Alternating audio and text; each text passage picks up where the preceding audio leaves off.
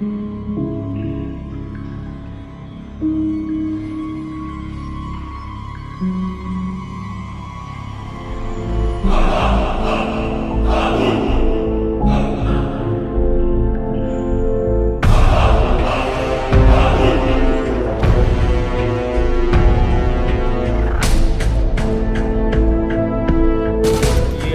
Area है, हाथी बहुत मिलता है। बहुत गहरा जंगल, देख लो तो मतलब यहाँ से मिल जाएगा।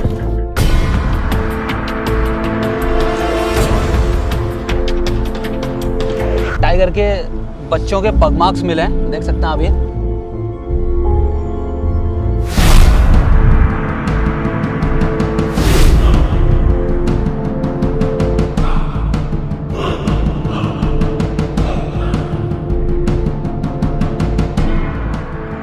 बींग घुमक्कड़ के दर्शक ध्यान दें, आज की घुमक्कड़ी में पग पग पर बहुत खतरा है।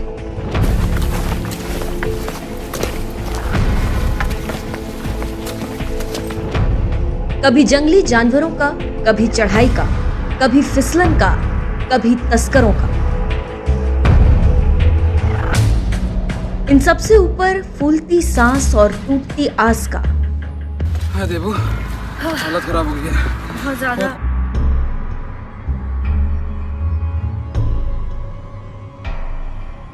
ये कभी ना भूल पाने वाली यात्रा है चंपावत जिले की एक पहाड़ी पर मौजूद ब्यानधुरा बाबा के दरबार की, जिसका रिश्ता महाभारत काल से जोड़ा जाता है, जिनके तार शिव शक्ति से जोड़े जाते रहे हैं, जहां तीर धनुष का रहस्यमय तिलिस्म श्रद्धालुओं को हतप्रभ कर देता है। तो चलिए बींग घुमक्कड़ के साथ ब्यानधुरा। इस यात्रा की शुरुआत हुई टनकपुर से करीब 15 किलोमीटर दूर चकरपुर के सबसे ऊंचे शिव मंदिर से। इस वक्त मैं हूँ चकरपुर इलाके में और यहाँ से मैं जा रही हूँ आज ब्यानधुरा बाबा के मंदिर। यहाँ से लगभग 25 किलोमीटर का रास्ता है मंदिर तक का, जो करीब 15 किलोमीटर तक हम अपना रास्ता गाड़ी से तय करेंगे। उसके आगे हमारी ट्रैकिंग शुरू होगी, हम पैदल मंदिर तक जाएंगे।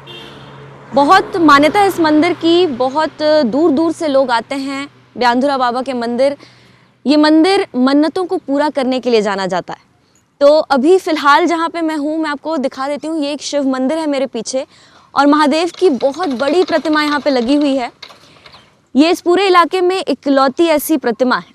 तो आज का सफ़र हम शुरू करेंगे महादेव का आशीर्वाद लेकर, और मेरे साथ इस वक्त हैं सौरभ कलखुड़िया जी, जिनसे हम जानेंगे इस जगह के बारे में और हम कहाँ जा रहे हैं उस बारे में भी। Sir, welcome to being Ghumakkad. Thank you. तो हम आज कहाँ जा रहे हैं और क्या करने वाले हैं? हम आज यहाँ से जाएंगे ब्यानधुरा बाबा के मंदिर में, और उसके बाद हम यहाँ पर जो ब्यानधुरा बाबा के मंदिर के साथ साथ यहाँ पर हमारे पास एक वाइल्ड लाइफ सेंचुरी है, जिसका नाम है नंधौर वाइल्ड लाइफ सेंचुरी, जो कि यहाँ पर टनकपुर से जो स्टार्ट होती है और ये जनवरी 2018 में स्टार्ट की गई थी। ये 3 जिलों में डिवाइड है, जो कि एक चंपावत ज़िला है हमारा, और उसके बाद एक नैनीताल ज़िला है जो चोरगलिया से इसमें सेंचुरी स्टार्ट होती है, वाइल्ड लाइफ सेंचुरी जो है, और एक हमारा है उधम सिंह नगर। तो यहाँ पर इस सेंचुरी के अंदर काफ़ी सारी अच्छी स्पीशीज़ हैं। जैसे बर्ड्स की अगर मैं बात करूँ तो मोर देन 250 बर्ड्स यहाँ पर पाई जाती हैं, जो कि माइग्रेटेड भी हैं यहाँ पर। और बात करें हम बटरफ्लाइज़ की तो मोर देन 500 बटरफ्लाइज़ यहाँ पर इस सेंचुरी में यहाँ पर हैं हमारे पास। और बात करें हम एलिफेंट्स की और टाइगर्स की, लेपर्ड्स की, तो ये काफ़ी अच्छी संख्या में हमारे पास यहाँ पर मौजूद हैं और हमें अच्छी खासी साइटिंग यहाँ पर होती है। और बात करें एलिफेंट्स की तो यहाँ पर अनकाउंटेबल एलिफेंट्स हैं यहाँ पर, जिनकी एलिफेंट्स की काउंटिंग बिल्कुल भी नहीं है।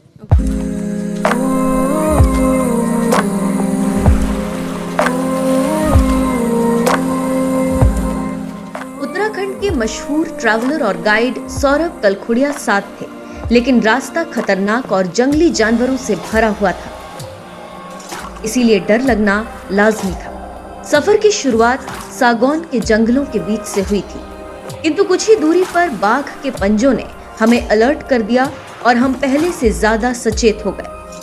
टाइगर के बच्चों के पग मार्क्स मिले हैं, देख सकते हैं आप ये, और ये काफ़ी छोटे बच्चे हैं अभी। तो ये मूव करके अपने बैक साइड को गए हैं, जहाँ से हम आ रहे हैं वहाँ से को ये गए हुए हैं, और ये फ्रेश हैं, लगभग कल शाम के होंगे, क्योंकि मॉर्निंग के तो अभी फ़िलहाल नहीं है ये।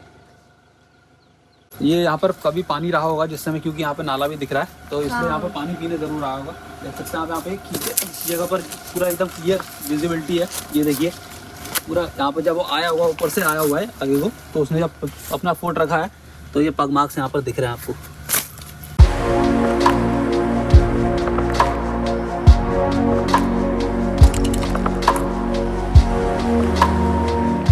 अभी हम आगे बढ़े ही थे कि जंगल के बीचों बीच कुछ बड़े गड्ढे से नजर आए। गाइड सौरभ ने बताया, नंदौर वाइल्ड लाइफ सेंचुरी में इस तरह के गड्ढे जगह जगह दिख जाएंगे। इन गड्ढों में पानी भरा जाता है जो जंगली जानवरों के काम आता है। इस वक्त मैं हूँ नंदौर वाइल्ड लाइफ सेंचुरी के अंदर और यहाँ पे मुझे एक चीज़ मिली है जो मैं आपको दिखाना चाहती हूँ। जनरली फॉरेस्ट में अगर नदी नहीं है तो फिर आपको लगता होगा कि जानवर पानी कैसे पीते होंगे वहाँ जंगल के अंदर। इस तरह के वाटर होल्स बनाए जाते हैं जंगल के अंदर, जिसमें बरसात के मौसम में पानी इकट्ठा हो जाता है और फिर वही पानी गर्मियों तक चलता है, जानवर वहीं से पानी पीते हैं। तो ये हमें एक वाटर होल मिला है रास्ते में। इस तरह के बहुत सारे वाटर होल्स यहाँ पे इस पूरे जंगल में आपको मिलेंगे।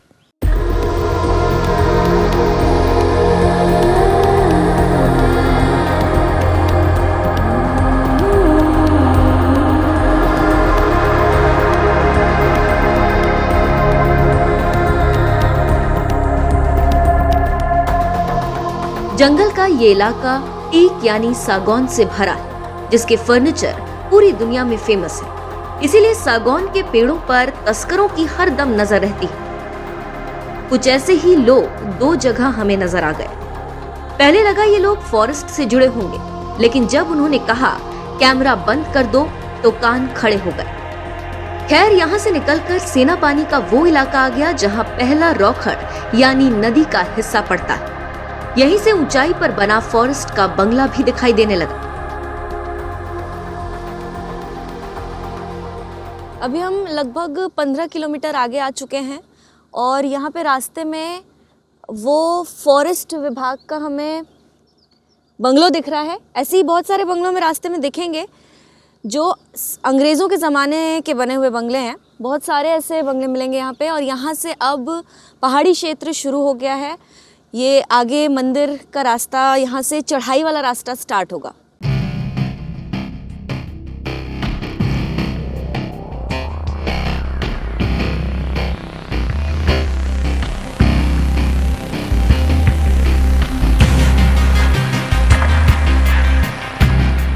यहाँ से आगे बढ़कर फॉरेस्ट डिपार्टमेंट का बंगला है जो अंग्रेजों के जमाने से बना है। दूर दूर तक इस बंगले के अलावा यहाँ कुछ नहीं। यहाँ फॉरेस्ट का एक गार्ड हर दम रहता है जो इस बंगले की देख रेख भी करता है। अगर कोई यहाँ आकर समय बिताना चाहे तो फॉरेस्ट के जरिए इसे एक हफ्ता पहले बुक करना पड़ता है।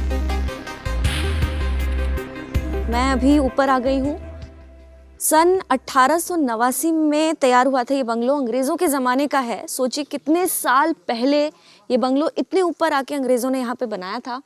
इसमें ऑल्दो रेनोवेशंस हुए हैं, रिकंस्ट्रक्शंस हुए हैं, लेकिन अभी तक ये बंगलो वैसा का वैसा टिका हुआ है।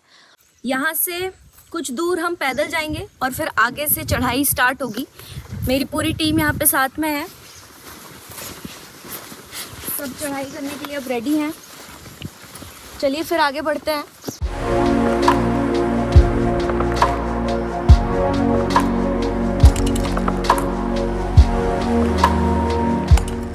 बींग घुमक्कड़ का असली इम्तिहान इसी सेना पानी से शुरू हुआ। यहाँ से टीम पैदल पैदल आगे बढ़ी। हमें बताया गया था कि पैदल की दूरी सिर्फ 7 से 8 किलोमीटर है। इसीलिए जोश जोश में हमने कदम बढ़ा दिए। किंतु कुछ ही मिनटों में कोई लाठी लेकर चलने लगा, कोई खुद को संभालता हुआ आगे बढ़ता रहा। घने जंगल में पानी की कलकल, झिंगुर की चरचराहट और चंद इंसानी कदमताल के अलावा कुछ नहीं सुनाई दे रहा था। हाँ, बीच बीच में सौरभ कलखुड़िया अपना वन्य जीव ज्ञान से टीम बींग घुमक्कड़ की नॉलेज जरूर बढ़ा रहे थे। चलते चलते हमें ये रास्ते में ये चीज मिली। ये रोली इसे बोलते हैं, रोली बोलते हैं इसको। तो ये हमारे बैक साइड में दिख रहे होंगे, रोली के पेड़ हैं। तो क्या है ये, हाँ, जो सिंदूर और ये सब बनाए जाते हैं, तो इससे भी बनता है। ये कलर देखिए आप, बड़ा अच्छा सुंदर है, नेचुरल कलर है पूरा। तो ये एलिफेंट का भी बड़ा प्रिय आहार है, भोजन उसका सबसे ज़्यादा एलिफेंट इसी का करता है। देखिए कितना सुंदर कलर भी दिख रहा होगा आपने इसमें। इसके पेड़ यहाँ पे पूरे, हाँ ये सब रोली के पेड़ हैं ये सारे रोली के पेड़ हैं। रोली के हैं।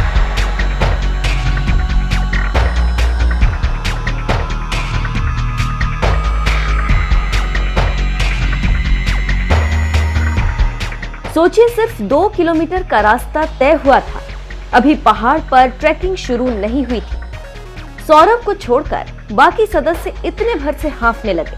हर किसी के मन में सवाल था कि आखिर ब्यानधुरा बाबा, एड़ी देवता, शिव शक्ति के दर्शन करने की ये यात्रा पूरी होगी तो कैसे होगी। लेकिन फिर भी जिगर मजबूत करते हुए आगे बढ़ते रहे। यहाँ पर फॉरेस्ट का बंगला था, वहाँ से हम यहाँ तक 2 किलोमीटर आ चुके हैं। हाँ। और अब हमें यहाँ से 5 किलोमीटर और जाना है। और यहाँ से अब हिल हमारा कवर करना हमें यहाँ से 5 किलोमीटर का। और बीच में पूरा फुल एडवेंचर होगा, वाटर होल्स मिलेंगे, वाटरफॉल्स मिलेंगे यहाँ पे, और पूरा नेचुरल वाटर के साथ, पूरा नेचर का फील के साथ हमें यहाँ पे कई सारी चीजें देखने को मिलेंगी। अभी क्या पता जानवर भी मिल जाए।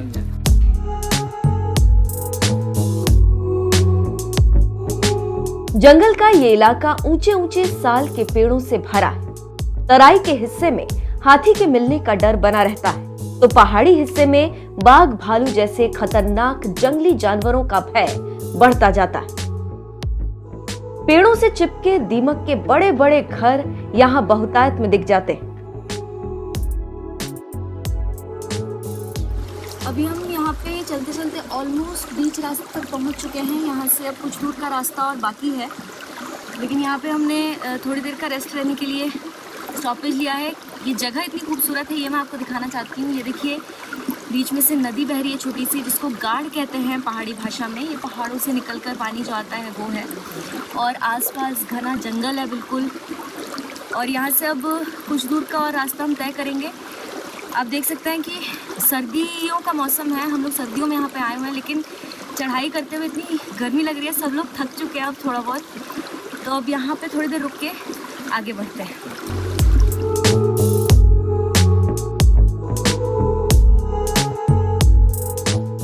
सच बताएं तो यात्रा को लेकर समाज सेवी पवन पांडे और सौरभ कलखुड़िया के अलावा किसी के पास पुख्ता जानकारी नहीं थी। सिर्फ घुमक्कड़ी के जुनून से बिंघुमक्कड़ के बाकी सदस्य इस यात्रा में चल दिए थे, लेकिन जल्द ही सब सोचने पर मजबूर हो गए कि कहीं गलती तो नहीं कर दी। हालांकि बीच बीच में पहाड़ से गिरते छोटे छोटे झरने सुकून भी देते रहे।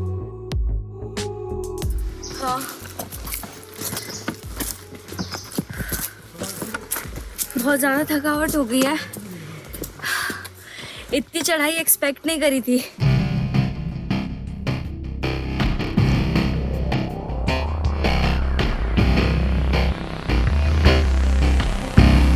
ऐसा नहीं था कि थकान के बीच बीच में मस्ती बंद हो गई। टीम बिंघुमक्कड़ के कुछ सदस्य तरोताजा रहने और जोश बढ़ाने के लिए बंदर चैलेंज जैसे कदम भी उठाते नजर आए।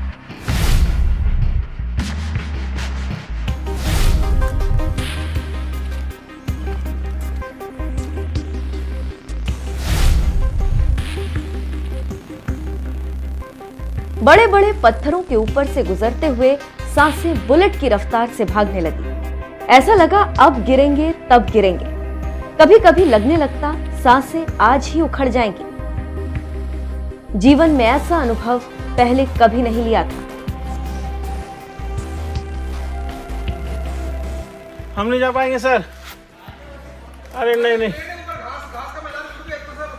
आप हो क्या ये यहीं बैठ कर।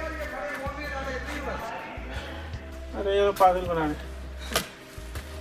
10 किलोमीटर से पैदल चला रहे भाई लोग। 10 किलोमीटर बोल गए कि बस 2 किलोमीटर चढ़ाई। हाँ देवू, हालत खराब हो गया। बहुत ज़्यादा। वो कौन सा हमारा लास्ट ट्रिप था जो हम लोग वीडियो किए थे, फॉल वाला? मुड़मुड़ी भाई साहब उससे भी खतरनाक है। तो इतना एडवेंचरस है। अभी हम लोग 4-5 किलोमीटर चढ़ के आए हैं और अभी टीम बता रही है जो आगे पहुंच गई है कि अभी 3 किलोमीटर के आसपास और चढ़ाई है।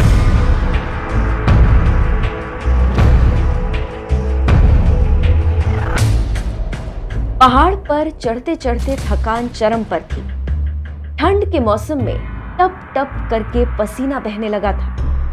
जाहिर सी बात है, ऐसे में गला तो सूखना ही था।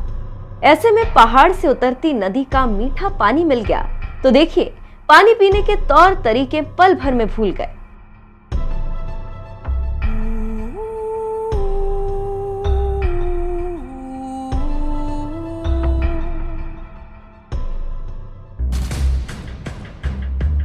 यहां से आगे बढ़ने पर पता चला बाबा जी की कुटिया वाला स्थान आ गया। ये वो स्थल है जहां पर दूर दूर से आए भक्त स्नान करते हैं, फिर ब्यानधुरा बाबा के दर्शन करने जाते हैं। उत्तरायणी के दिन तो यहाँ पर बहुत भीड़ हो जाती है।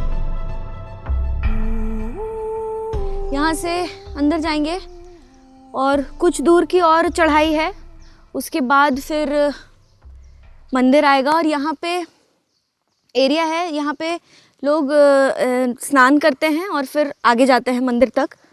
ओह, ये कहते हैं पांडवों का अज्ञातवास स्थान था। हमारी इतनी हालत ख़राब हो गई नीचे से यहाँ तक आते आते। पांडव पता नहीं उस टाइम पे कैसे इतनी चढ़ाई चढ़ के इतने ऊपर आए होंगे। खैर, अब थोड़ा सा और रास्ता बचा हुआ है, किसी तरह से अब मंदिर तक तो पहुँचना ही है। तो चलिए अब यहाँ से आगे चलते हैं।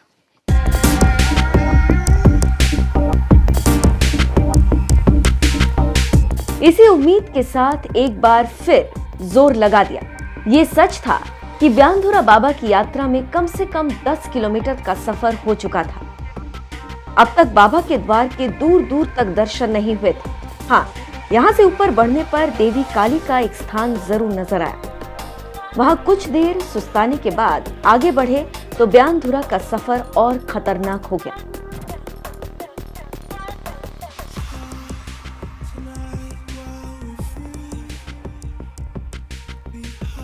अब साल के जंगलों के बीच उगी घास से होते हुए आगे बढ़ना पड़ा। ऐसा लगा अब फिसलेंगे तब फिसलेंगे। माना जाता है कि ये जो स्थान है ये शिव के 108 ज्योतिर्लिंगों में से एक है और यहाँ पर जो देवता विराजते हैं उनको एड़ी देवता कहा जाता है। काफ़ी कठिन चढ़ाई है यहाँ की। ये जो आप घास देख रहे हैं ये फिसलन वाली घास है। जब ये सूख जाते हैं तो फिर और मुश्किल हो जाता है यहाँ से चढ़ाई करना। तो अब हम यहाँ से और ऊपर जाएंगे, तब हमें मंदिर मिलेगा, तब हम बाबा के दर्शन करेंगे।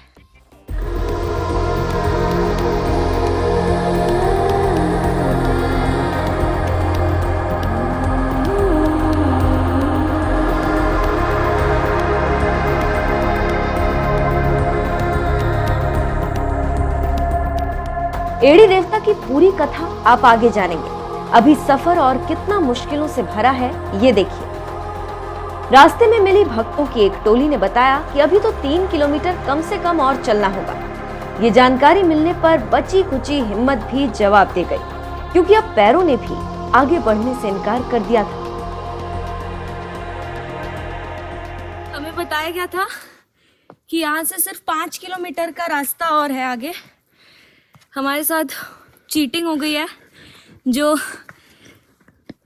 हमारे गाइड बन के आए हैं आज हमारे साथ, पवन जी, वो हमें ऐसे ही प्रोत्साहित करते हुए तब से ला रहे हैं 5 किलोमीटर, थोड़ी देर और, थोड़ी देर और। पर हालत बहुत ज़्यादा, हम पिछले कितने 3-4 घंटे से चढ़ाई कर रहे हैं और हम अभी तक नहीं पहुंच पाए मंदिर। अब यहाँ से और आधे घंटे का रास्ता है बाकी। ये बहुत बुरा हुआ हमारे साथ। सुबह 10-10:30 बजे से चलना स्टार्ट किए। कितना बज रहा है अभी? कितना 2:30-3 बजे। अरे रुकिए ना। हमारे पास प्रभु चीटिंग किया तुम लोग से? बहुत बड़ा चीटिंग हो गया। पहले तो स्वाना गाँव, उसमें भी उसके पहले रत्नागिरी, फिर स्वाना गाँव, फिर उसके बाद वो कौन सा वाटरफॉल था? हाँ, गुरमुड़ी। हौसला भी बरकरार है भाई। ब्यानधुरा जाके रहेंगे, चाहे कुछ हो जाए।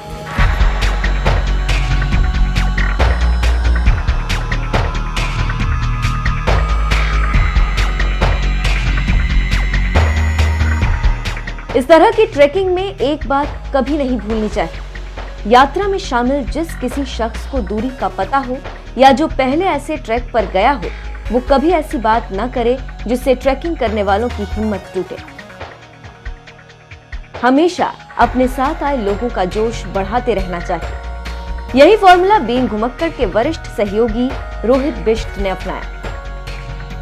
बस हम पहुंच गए, तो देखो सामने अब बस पूंछ ही पूंछ बची है। इतना सब हमने तय कर लिया।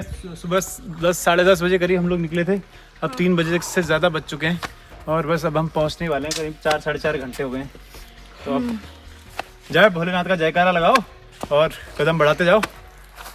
बोलो शिव शंभू, जय शिव शंभू। चलो ओम नमः शिवाय। जान नहीं रहेगी। ओम नमः शिवाय, ओम नमः शिवाय, ओम नमः शिवाय, ओम नमः शिवाय, ओम नमः शिवाय।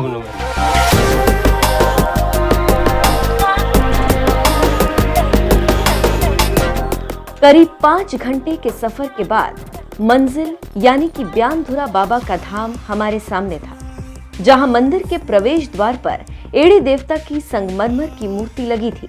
उसके पीछे सिद्ध गोरखनाथ की अखंड धुनी हरदम जलती रहती। इसी के समीप शिव शक्ति दिखाई देती है। साथ ही मंदिर के चारों ओर तीर धनुष और कई प्रकार के अस्त्र शस्त्र मिल जाते हैं। इतनी चढ़ाई करने के बाद अब मैं पहुंच चुकी हूँ ब्यानधुरा बाबा के मंदिर। इस मंदिर में एड़ी देवता विराजते हैं। एड़ी देवता शिव का ही एक रूप है। मान्यता है कि इस स्थान पर पांडव अपने अज्ञातवास के दौरान उन्होंने अपना समय यहाँ पर बिताया था।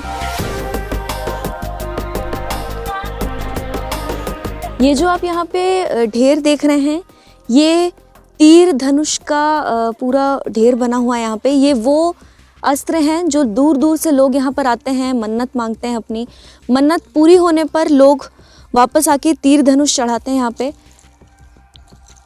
तीर धनुष के साथ साथ और भी अस्त्र यहाँ पे चढ़ाए जाते हैं, जैसे कि त्रिशूल भी यहाँ पे बहुत सारे दिख रहे हैं। ये पूरा ढेर जो उस तरफ तक बना हुआ है, ये सारा तीर धनुष का ही है।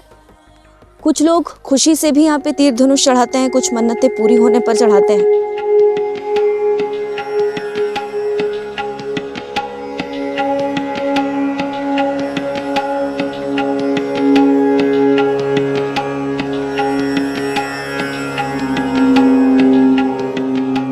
मन्नतें पूरी करने वाले एड़ी देवता को शिव के रूप के साथ साथ धनुर्धारी अर्जुन का अवतार भी कहा जाता है, जो पहाड़ की जनता के बीच न्याय करने के लिए पहचाने जाते हैं। इस स्थान को देवताओं की विधानसभा के नाम से भी जाना जाता रहा है। मंदिर प्रांगण में एक धुनी है जिसके सामने रात में जागर लगता है।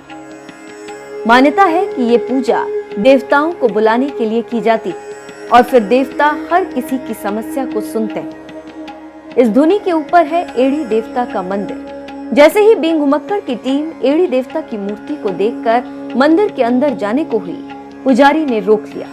इसके बाद उन्होंने जो कहा उसे सुनकर मैं यानी कि देवांजलि मंदिर के अंदर नहीं जा सकी।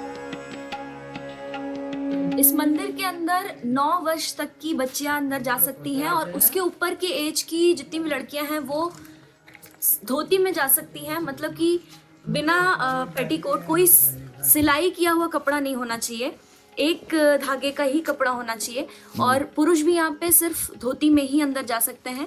जैसे कि इस वक्त मेरे सीनियर रोहित बिष्ट जी भी अंदर जा रहे हैं। Very good.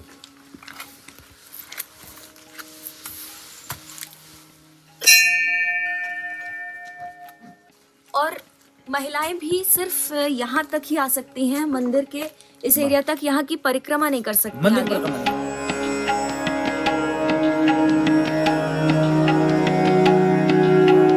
ऐसा क्यों होता? एड़ी देवता का ब्यानधुरा से क्या संबंध है? एड़ी कैसे यहाँ आए? जब हमने ये कहानी मंदिर के पुजारी से जाननी चाहिए तो सुनिए उन्होंने क्या कुछ बताया। नेपाल से आए, नेपाल के राजा थे। इनके कुल पुरोहित जो है तो केशव दत्त डोडियाल थे नेपाल के। वहाँ जब उन्होंने जो खाना पकाने को उनको रसोई में डाला अपने पंडित जी को, क्या उनने सडन ऐसा रहा कि उसमें खाने में जहर डाल दिया वहाँ पर एडी को पसंद नहीं आया कि उनने जो है यहाँ छोड़ करके अब हमको कुमाऊं चलना चाहिए, तो कुमाऊं क्यों चल पड़ी। वहाँ से सीधे नेपाल से सीधे काकर घाट होती है, काकर घाट बूम के ऊपर है, काकर घाट पूर्णागिरी के नीचे काकर घाट है वहाँ पर, आपने देखा भी होगा वहाँ पर ना। तो वहाँ पर देवता का घाट है। प्रातः टाइम में 4 बजे, ठीक 4 बजे पहुंचे हुए एडी राजा वहाँ से नेपाल से, वहाँ पर स्नान किया काकर घाट पर, सीधे वहाँ से होते हुए सीधे कजरागिरी होते हुए सीधे भूमियागाड़ में जो भूमिया है वहाँ पर मोनू के साथ युद्ध हुआ। मोनू को भी वहाँ तो उसका वो एक मुसलमान को मार गिराया, उसका धड़ अलग किया, सिर अलग किया। वहाँ भूमिया रूप में वह पूजा जाता है, सिर जो है भूमिया रूप में पूजा जाता है। वहाँ से सीधे उसका संहार मार करके सीधे कलोनिया मंदिर में, कलोनिया एक जगह का नाम है, कलोनिया जंगल है, कलोनिया मंदिर है। अब वहाँ पर पांडव, वहाँ पर एडी ने रात्रि विश्राम किया था। अच्छा, वो भी पांडव मंदिर के नाम से जाना जाता है। अच्छा, वहाँ एडी ने जो है रात्रि विश्राम किया वहाँ पर। वहाँ होते सीधे सेनापानी होते हुए, सेनापानी इसीलिए मोनू के साथ युद्ध हो गया उनका, सेनापानी नाम से। मोनू के साथ सेना होते होते सीधे उसी जहाँ से आप आई, इसी रास्ते होते होते सीधे जहाँ से आप बनाते हुए आ रहे हैं उसी रास्ते से आई।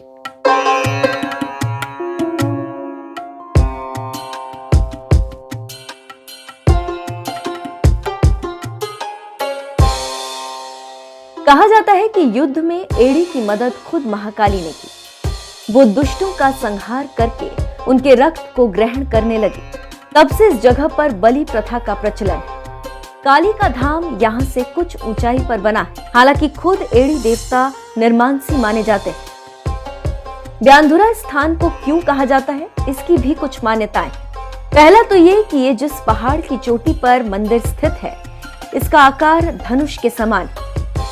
दूसरी वजह खुद मंदिर के पुजारी ने बताई।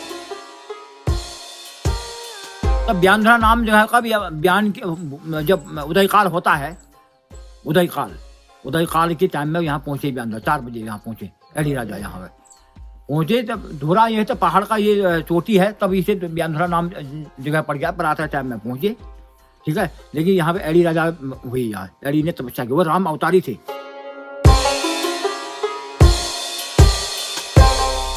माना जाता है कि एड़ी ने इस स्थान पर कई वर्षों तक घनघोर तपस्या की, जिससे भगवान शिव उनसे प्रसन्न हो गए। शिव के आशीर्वाद स्वरूप ही एड़ी देवता तुल्य माने गए। इंसाफ करने वाले देवता के रूप में वो प्रसिद्ध हो गए।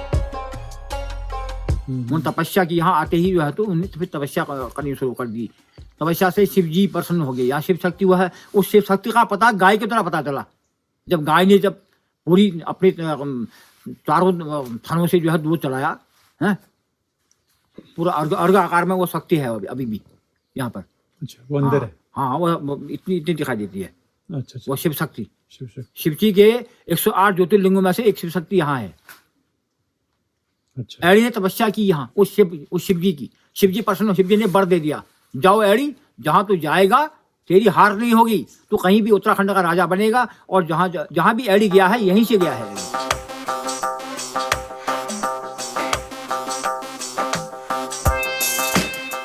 जिस शिव शक्ति का जिक्र ब्यांधुरा मंदिर के पुजारी ने किया, वो एड़ी देवता की मूर्ति के पीछे। पुजारी जी बिंग घुमक्कर को स्थान पर भी ले गए जहां शिव शक्ति दिखाई देती। यहाँ पर शिव शक्ति है।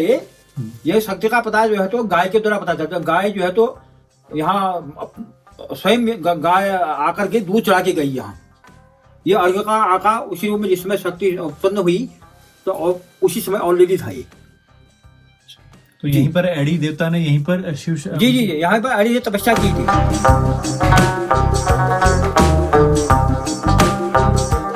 ये सत्य है कि एड़ी देवता निसंतान को संतान प्राप्ति का आशीर्वाद देते हैं, निर्धन के धनवान होने की मुराद पूरी करते हैं। इसीलिए दूर दूर से भक्त यहाँ कठिन सफर कर पहुंचने से भी नहीं हिचकते।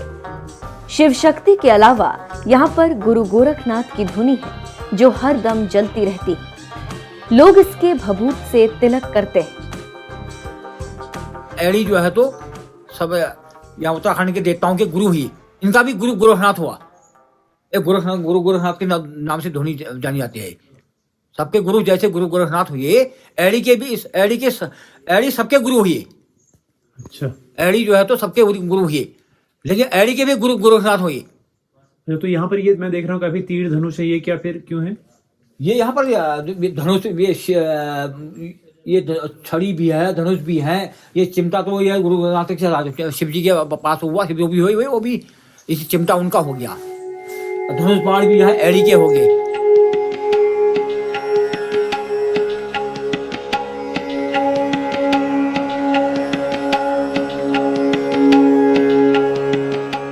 मंदिर परिसर में लाखों की संख्या में तीर धनुष समेत कई प्रकार के हथियार जो मंदिर और पीपल के वृक्ष के चारों ओर सैकड़ों साल से चढ़ रहे हैं। इनमें से ज्यादातर तो जंग खाकर खत्म होने के कगार पर है, लेकिन हर दिन, हर महीने, हर साल ये बढ़ते जाते हैं। यहाँ तीर धनुष समेत हथियार चढ़ाने की परंपरा क्यों है, इसका जवाब भी जान लीजिए।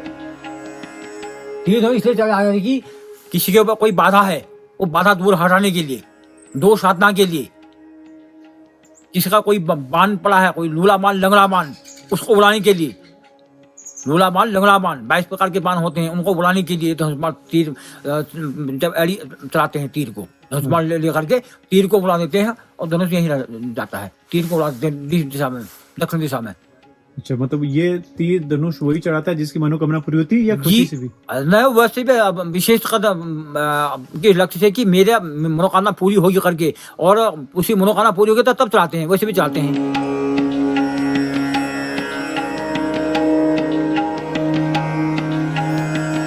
जिस तरह पांडुपुत्र अर्जुन महान धनुर्धारी थे, ठीक उसी प्रकार एड़ी भी बड़े तीरंदाज थे। उनका निशाना अचूक था, इसीलिए भी धनुष बाण चढ़ाने के स्थान पर परंपरा है।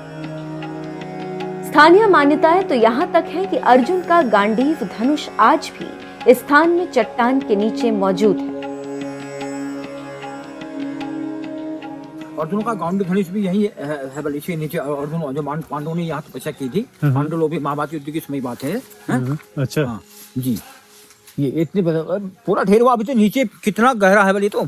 अच्छा। हाँ, अभी वो सब धनुषी है साहब, वो सब उधर ये धनुषी है सब। अच्छा जी।